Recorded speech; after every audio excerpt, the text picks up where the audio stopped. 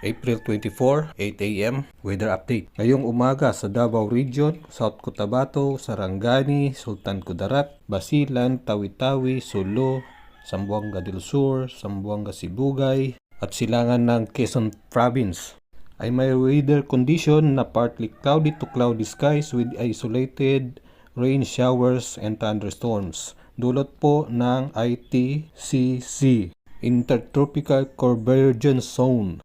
Ang Metro Manila at the rest of the country ay partly cloudy skies dulot po ng easterlies.